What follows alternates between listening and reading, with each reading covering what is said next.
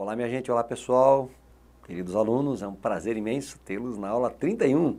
Eles permaneceram firmes, estão conosco aí, acompanhando as aulas. Muito obrigado pelas curtidas, obrigado pelo acompanhamento, que você realmente possa ter um ano 2016 de arrase no Enem, que isso seja realmente real na sua vida. Nós estamos torcendo por você, mas sabemos que você pode fazer algo por você, que é continuar nos acompanhando, é continuar atento às questões que nós estamos relacionando aqui com vocês e, claro, aos conteúdos e conceitos que levam você a ter a habilidade adequada para resolver dentro do item e dentro, obviamente, da competência explorada nas questões do Enem. Hoje nós vamos continuar com a fisiologia humana e vamos estar falando de um outro processo bem interessante, que é o processo da respiração mecânica. Então nos acompanhe e esperamos ter aqui uma aula realmente interessante que nos leve e nos agregue mais conhecimento ainda e que você possa realmente sanar as suas dúvidas em relação à respiração mecânica. Acompanhe conosco. Vamos lá. A respiração que ocorre, no nosso caso, ela pode ser uma respiração tanto mecânica quanto pode ser uma respiração celular. Quando falamos em respiração mecânica, nós falamos no processo fisiológico que tem por objetivo realizar a inspiração e a expiração. Falamos no processo de trocas que ocorre lá nos alvéolos pulmonares, no nosso caso. Falamos no transporte dos gases que ocorre no sangue e falamos também no controle do processo de respiração, ou seja, no controle da frequência. Quando falamos em respiração celular, falamos na respiração que ocorre no interior da célula. Essa respiração, ela envolve uma organela específica chamada mitocôndria. Então vocês vão analisar na biologia 2 com o professor Geraldo, que a respiração ela pode ser uma respiração anaeróbica, que não usa o oxigênio e produz pouco ATP, ou aeróbica, que produz o oxigênio, que utiliza o oxigênio, melhor dizendo, e produz muito ATP. Então, o ATP produzido pelas mitocôndrias ou pela própria célula é a fonte de energia para conseguir manter a respiração mecânica. E a respiração mecânica é a fonte de obtenção de oxigênio que ajuda a concretizar a respiração celular. Uma depende da outra. Essa relação é bem significativa. Vamos avaliar aqui o nosso sistema respiratório.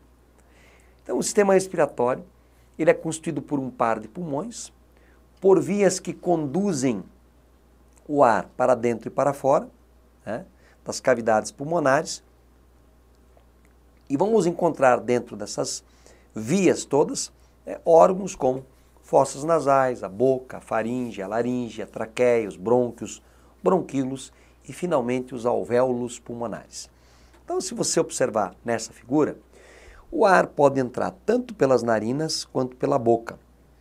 Passa pela faringe, vai chegar na laringe, onde estão as cordas vocais, onde nós, homens, temos o pomo de Adão mais desenvolvido. Tá? Ele está relacionado a tornar a nossa voz mais grave, por causa do pomo de Adão mais desenvolvido. Nas mulheres, é mais agudo, né? Porque elas têm, obviamente, um pomo de Adão não tão desenvolvido. Então as mulheres têm a voz mais aguda, os homens mais grave. Ok? Beleza? Então, ó, aqui nós temos uma relação com o sistema fonador. As cordas vocais estão nessa região aqui. Tá? Logo em seguida vamos ter a traqueia, que é um tubo que tem um reforço de cartilagem bem significativo para evitar que esse tubo se colabe, obviamente, com o processo de inspiração e expiração. Vamos ter aqui os dois brônquios, vamos ter os bronquíolos, que vão terminar, bronquíolos terminais e alvéolos pulmonares. Temos os dois pulmões, lembrando que o pulmão direito, ele é um pouco maior do que o esquerdo. Por quê? Porque o coração está no meio do peito, com a ponta voltada para a esquerda. O lobo intermediário do pulmão esquerdo, ele não se desenvolve, portanto, temos 2 lobos desenvolvidos no pulmão esquerdo e 3 no pulmão direito. Beleza? O que mais que é significativo? Obviamente, quando falamos em respiração mecânica, temos que destacar as 4 principais funções. Primeiro, o processo de ventilação, que é o processo de inspiração e expiração. Segundo, as trocas que ocorrem nos alvéolos por difusão. O que é difusão? É a passagem de um soluto, nesse caso aqui, o O2 e o CO2, de um meio hiper para um meio hipo. Tá? Então, de um meio mais concentrado para um meio menos. Isso é difusão. O transporte de CO2, tá? E o transporte de O2 e a regulação do processo de ventilação. Tá? Então, como nós comentamos, existe uma íntima relação entre o processo de respiração mecânica e o processo de respiração celular. Vamos explorar um pouquinho como o Enem tem cobrado isso. A produção de soro antiofídico é feita por meio da extração da peçonha de serpente, que após tratamento é introduzido em um cavalo. Em seguida são feitas sangrias para avaliar a concentração de anticorpos produzidos pelo cavalo. Quando essa concentração atinge o valor desejado, é realizada a sangria final para a obtenção de soro. As hemácias são devolvidas ao animal por meio de uma técnica denominada plasmaferese, a fim de reduzir os efeitos colaterais provocados pela sangria. Aqui ele descreve como foi feito o soro. Mas o nosso objetivo aqui, as hemácias foram colocadas. As hemácias estão relacionadas ao transporte. Transporte do quê? De oxigênio e gás carbônico. Gente, o oxigênio é uma molécula apolar. Enquanto que a água é uma molécula polar. Polar e apolar não têm miscibilidade. Portanto, o oxigênio não vai ser transportado dissolvido na água. O oxigênio tem que ser transportado quando ele se agrega à hemoglobina, que está onde? Dentro da hemácia. A hemoglobina se liga ao oxigênio e na reversibilidade forma uma substância chamada oxihemoglobina. Então, o transporte do oxigênio depende da ligação com a hemoglobina. Quando você trabalha com o gás carbônico ele pode ser transportado de 3 maneiras. Uma pequena parcela do CO2 pode ser transportada dissolvido. Alguns autores colocam aqui até mais ou menos 10%. Até mais ou menos 20%, a hemoglobina se liga ao CO2, formando na reversibilidade a carbohemoglobina, HbCO2. E a grande maioria, mais ou menos 70%, é transportado na forma de bicarbonato, como nós analisamos na aula de número 29, quando falei do sistema tampão. Vamos analisar aqui o que ele diz. Seguindo. A plasmaferese é importante, ou seja, devolver o sangue para o cavalo, pois se o animal ficar com uma baixa quantidade de hemácias, poderá apresentar. Como a hemácia transporta o oxigênio e também o gás carbônico, mas especialmente o oxigênio, esse indivíduo pode ter o quê? Febre alta? Nada a ver. Redução da imunidade? Nada a ver, porque imunidade é defesa. Defesa são os leucócitos. Aumento da pressão arterial? Gente, dele foi tirado algo do sangue. Então, recolocando, né, obviamente ele vai poder ter uma retomada para ter uma pressão arterial melhor, mas essa não é a principal função. A principal função é devolver o sangue para poder continuar transportando o oxigênio. Quadro de leucemia, ou seja, um câncer no tecido hematopoético, não, né, gente? Então, problemas de transporte de O2. Então, você vê que é uma questão que aparentemente ela começa falando, né, de um sistema imunológico e cobra alguma coisa ligado ao transporte, portanto, ao sistema respiratório e circulatório. Estão bem elaborados. Do Enem de 99, ainda modelo antigo. Tá? A nova proposta do Enem é do ano de 2009.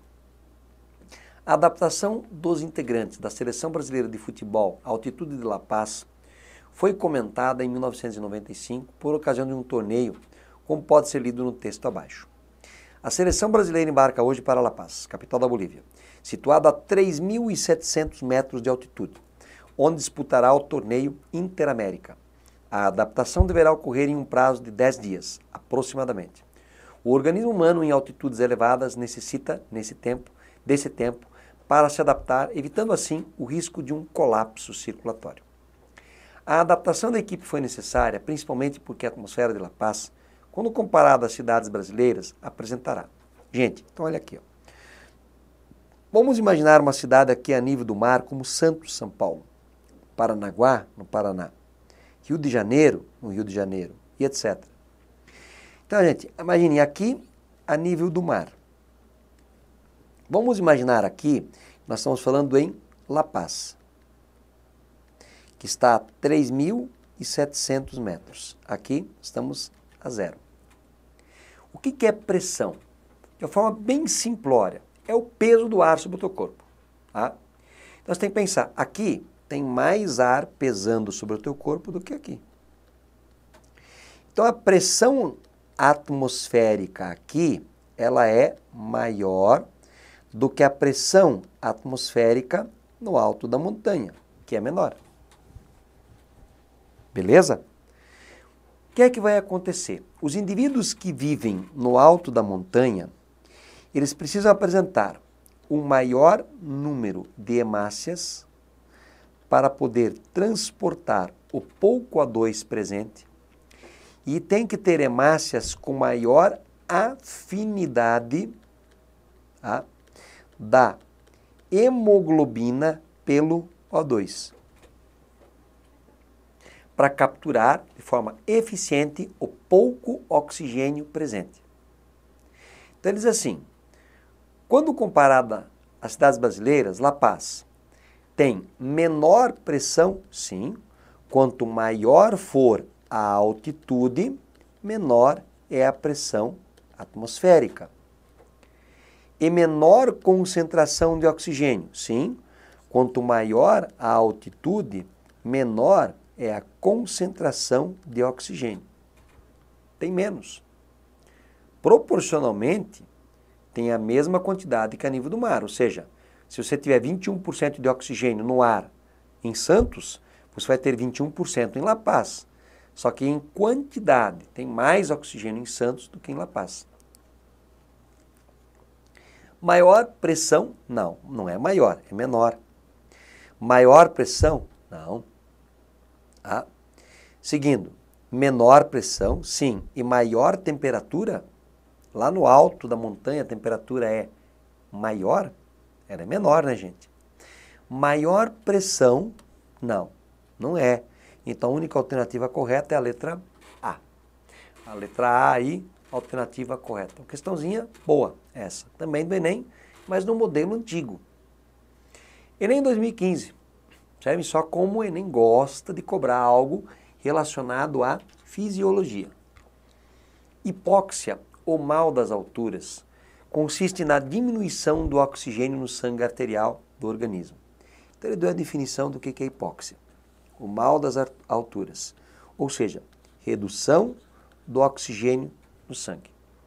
Por essa razão, muitos atletas apresentam mal-estar, dores de cabeça, tontura, falta de ar e etc., ao praticarem atividades físicas em altitudes elevadas, como o exercício anterior. Por exemplo, um jogador de futebol que vai estar indo para La Paz, na Bolívia, saindo de uma cidade brasileira que está próximo ou está a nível do mar. Nessas condições, ocorrerá uma diminuição na concentração de hemoglobina oxigenada, ou seja, a hemoglobina mais o oxigênio formam o que nós chamamos de oxihemoglobina. Ele diz que a concentração de oxihemoglobina cai. Claro que cai. Por quê?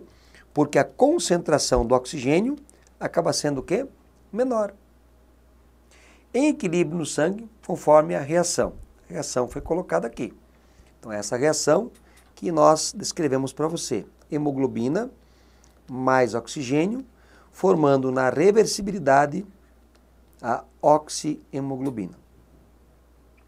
Então aqui foi tirado o mal da montanha, disponível, né? Ó, foi feito em 2015 mesmo a questão. A alteração da concentração de hemoglobina oxigenada no sangue ocorre por causa do quê? Tá? Então, ó, a alteração da concentração de hemoglobina oxigenada. Por que tem menos oxihemoglobina no sangue? O que ocorreu? Tá? Nós vamos observar que em grandes altitudes a concentração de oxigênio é, ó, em grandes altitudes, tá? A concentração do oxigênio é menor. Então aconteceu por causa de uma elevação da pressão arterial? Não tem nenhuma relação. Por causa do aumento da temperatura do corpo? Nenhuma relação. Por causa da redução da temperatura ambiente, que tem menos oxigênio? Não, né, gente? Por causa da queda da pressão parcial do O2, tem menos oxigênio. A pressão parcial do O2, portanto, é o quê? Menor. Por causa da diminuição da quantidade de hemácias? Não. O indivíduo, quando foi para lá, não diminuiu. Pelo contrário, com o tempo, para se adaptar, vai aumentar. Então, a queda da pressão parcial do O2, ou seja, uma redução de O2, acaba sendo mais significativo. Então, aqui nós ficamos com a letra D. Questão boa também. Próxima questão diz assim.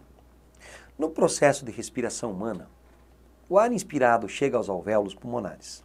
O oxigênio presente no ar difunde-se para os capilares sanguíneos, combinando-se com o oxigênio, novamente. Ele vai se combinar com a hemoglobina e na reversibilidade forma a oxihemoglobina. Combinando com a hemoglobina presente nas hemácias e é transportado para os tecidos, sendo absorvido pelas células e em seguida utilizado na cadeia respiratória que ocorre no citosol. Gente, a cadeia respiratória faz parte da respiração celular. Então, a respiração do tipo celular, nós vamos ter aqui 3 fases. A fase chamada glicólise, que acontece no hialoplasma, tá? Ou no citosol. Tá? A segunda fase, que é o ciclo de Krebs ou de Krebs, que acontece na matriz mitocondrial, então já dentro da mitocôndria, mais na região da matriz, e a cadeia respiratória, que vai acontecer nas cristas mitocondriais. Gente, olha que questão pessimamente elaborada. Nós vimos de um nível de questão, estilo Enem, onde se cobra alguma coisa que está ligado à tua capacidade interpretativa, e vem agora alguém e cobra o quê? Decoreba. Ele quer saber onde que ocorreu. E o único erro é porque o local onde ocorreu está errado. O resto está tudo certo. Então, isso é uma questão que não leva a nada, literalmente. Tá? O erro está aqui, ó. Não é no citosol, mas é na crista mitocondrial. Portanto, falso. A hemoglobina presente nas hemácias e é transportada para os tecidos, sendo absorvida pelas células e em seguida utilizada na cadeia respiratória que ocorre na mitocôndria. Verdadeiro. O plasma é água. Eu já falei para vocês que água é polar e oxigênio é apolar. Não são miscíveis. Então não tem plasma, você pode jogar fora. Próxima questão da Unesp, diz assim. Na figura, uma demonstração feita com garrafa PET, tubos e balões de borracha simula o funcionamento do sistema respiratório humano. Gente, então lembrando aqui, ó, pressão é força sobre a área. O aumento da pressão está relacionado à diminuição da área. São grandezas inversamente proporcionais. Então vai acontecer o quê? Nesse pequeno exemplo aqui. Quando o indivíduo aqui puxa, o que nós observamos aqui? A área interna, ela vai aumentar. A pressão interna, como são grandezas inversamente proporcionais, diminui. a pressão externa passa a ser maior e o ar entra pelos caninhos e vai fazer com que as bexigas se encham de ar. Quando o indivíduo empurra o dedo aqui, você vai observar que a área interna, ela diminui. Consequentemente, a pressão interna aumenta. A pressão externa passa a ser menor. E o ar é expulso das bexigas e, obviamente, as bexigas murcham. Comparando com o sistema respiratório, aqui num paralelo, nós teríamos o diafragma.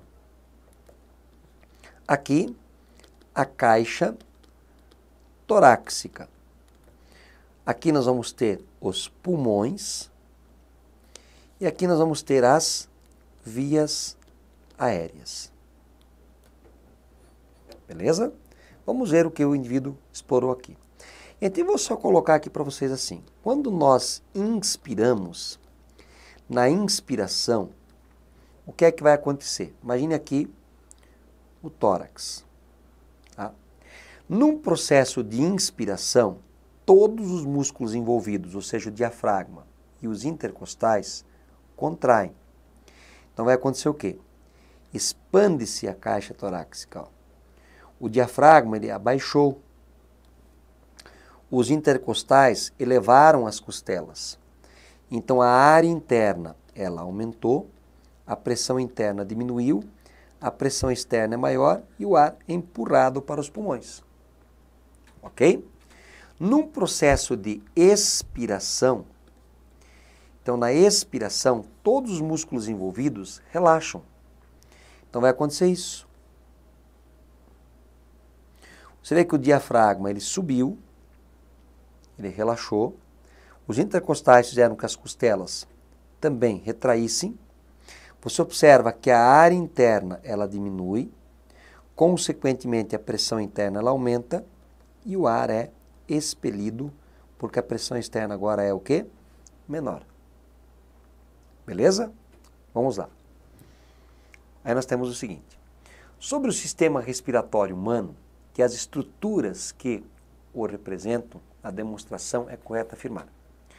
O movimento da mão esticando a borracha corresponde ao relaxamento do diafragma em resposta ao estímulo. Gente, relaxamento. O diafragma está sendo puxado para baixo. Tá? Então, imagine aqui a garrafa, para cá a garrafa. Fizeram isso com o diafragma. Ele está relaxando, já está errado aí, né? Ele está contraindo. Em resposta a estímulos de quimiorreceptores localizados no bulbo, sim, o bulbo cerebral controla a frequência respiratória, nós já vimos isso na aula 29, que detectam a baixa concentração no sangue, promovendo a inspiração. No bulbo, na verdade, se detecta o aumento da concentração de H+, relacionado à acidose metabólica, que está ligado ao aumento de CO2. O movimento da mão esticando a borracha corresponde à contração do diafragma, por ação do bulbo, quando o pH do sangue circulante diminui, em razão da formação do ácido carbônico no plasma. Isso nós vimos bem na aula 29. Corretíssimo.